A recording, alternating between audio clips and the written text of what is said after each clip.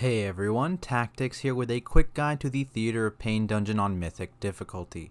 In this video I'll be going over the dungeon specific covenant bonus, the various boss abilities, and any trash mobs that you should be aware of. If you find this video useful, please make sure you like and subscribe for more content like it, and let's begin with the bonus provided by Necrolord Covenant members. In this case, the bonus is short and simple. There will be one Necrolord banner in each of the 3 different wings of the dungeon, and when interacted with by a Covenant member, it will buff them and their nearby allies, granting them 10% versatility and move speed for 5 minutes. This means in total you'll get 15 minutes of time with this buff, which is a nice little boost. From there, let's discuss the first boss of the dungeon, which consists of 3 challengers you fight simultaneously. Decia the Decapitator is the only one with a threat table that must be tanked. She will Mortal Strike the tank, reducing their healing received by 30% for 10 seconds, so healers be prepared. At 40% health, she will Enrage, gaining 30% max health absorb shield and fixating a random party member until killed or the Enrage is dispelled. Next, there's Xav the Accursed, who will spam cast Necromantic Bolts, which you'll want to interrupt as much as you can. He will also debuff one player with Searing Death, which causes them to damage players within 3 yards for 12 seconds, so make sure you stay away from your friends. On top of this, he will cast Spectral Transference on one of the other 2 challengers, which causes his damage to heal them, so if you can, you'll want to purge this buff off. Lastly, at 40%, he will cast one with Death, creating a 30% max health absorb shield and becoming immune to kicks while active. Finally, we have Passer the Virulent, who will spam cast Plague Bolts at random players, which again you should interrupt as much as possible. He will also spawn green puddles of noxious spores that deal damage in slow, which you'll want to avoid. Below 40% HP, he will put a disease on all players in genetic alteration, causing them to drop additional puddles every 8 seconds, so you want to get these dispelled as quickly as possible.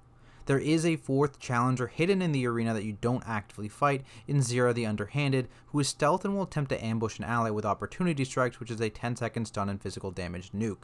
You want to stun or displace her if you see this happen, at which point she'll retreat from the fight.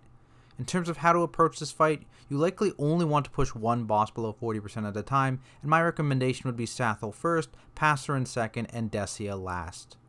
After the first boss is done, you can choose to kill the next 3 bosses in any order. In this case, we'll start with Xav the Unfallen, who will spawn oppressive banners that you'll want to focus down as they put a slow on all party members, which will make it difficult to dodge his other abilities. In terms of what those abilities are, at full energy he will deal a random combination of 3 abilities, with Massive Cleave being an attack that hits half the room, Deafening Crash being a circle around him that knocks back, and Crushing Slam, which is a frontal line attack.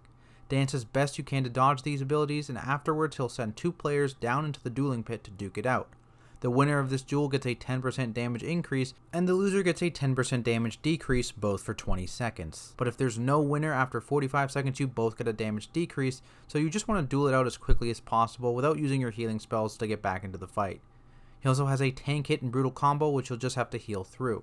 Next up, there's Gorechop, who also has a large tank hit and hateful strike, so be aware of it.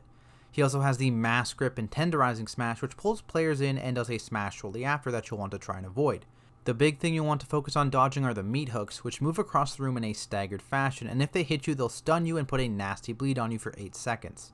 When they spawn, they'll also summon some oozing leftover adds, which will jump to random players and deal damage, and leave puddles on the ground when they die, so be careful where you kill them.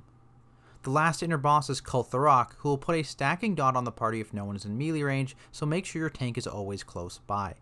He also deals passive damage to the entire party via Chill of the Beyond, and will shoot a Phantasmal Parasite at a random player that deals pulsing damage to them and nearby allies, so make sure you're spread slightly.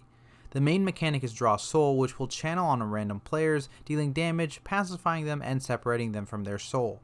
Collecting your soul gives you a 30-second 30% damage increase, but if you are unable to recover it after 20 seconds, you become mind controlled. To make this easier, you can use another boss mechanic to your advantage. Grasping Hands or puddles shot out by the boss through the fight, and they deal damage and root targets, including souls, for 10 seconds. If you're targeted by Draw Soul, you can position yourself so the puddle is between you and the boss, causing your soul to be drawn out and then immobilized by the puddle, allowing you to easily collect it. After defeating all 3 inner bosses, you can interact with the teleport pad where you entered and be taken back out to where you fought the first boss in order to engage Mordretha. During the fight, she will face a random target and cast Dark Devastation, which is a frontal beam that will rotate slightly and push players caught in it back, so make sure you dodge it. She will also occasionally cast Grasping Rift, which will slowly pull all players towards it, stunning them if they end up inside, so stay away. At the same time, she will debuff players with Manifest Death, which deals ticking damage and then explodes for damage within 6 yards, and summons a Deathwalker ad that will just chain cast down random players. You'll want to group up these adds as best you can, obviously without being in each other's circles, so it's easier to AoE them down and interrupt. Things like Mass Grip and Sigil of Chains work wonders here. When she falls below 50%, she'll cast Echoes of Carnage, dealing a burst of damage initially, then taking damage for the rest of the fight, and occasionally summoning ghostly combatants or riders that you need to stay away from. This becomes a bit of a race at the end of the fight, so you'll want to use cooldowns and kill the boss before she kills you. That brings us to the important trash of the dungeon. We'll start with Kul'Tharok's area, which is full of portals. After killing a portal guardian, you can pick up the green orb to activate the portal, choosing either left or right based on the direction you want to go. If unsure, you can look ahead to where the following portals are.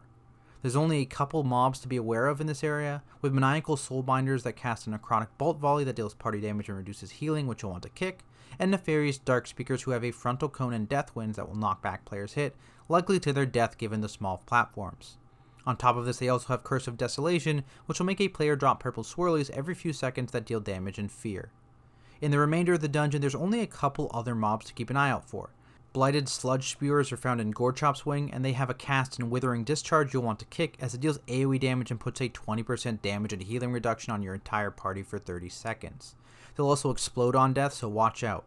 Rancid Gas Bags are also present in this wing, which shoot puddles on the ground you need to avoid, and will face a random player and shoot Vile Eruption both in front and behind them, so watch your positioning. Lastly, in Xav's wing, there are Ancient Captains who you want to focus down as they have an aura reducing area of effect damage by 75%, and will cast Demoralizing Shout, which you'll need to interrupt or your entire party will have their damage reduced by 50%. But that concludes my quick guide to Theater of Pain on Mythic difficulty. If you guys found this video helpful, please make sure you like and subscribe, it really does help. For those interested in more guides, I'll be putting out quick guides to the Castle Nathria bosses, as well as more in-depth guides to Keystone Master for every Shadowlands dungeon, so keep an eye out for those. If you want to keep up to date with me, you can follow me on Twitter or check me out on Twitch, both at Tactics. Thanks so much for watching, and I will see you all in the next video.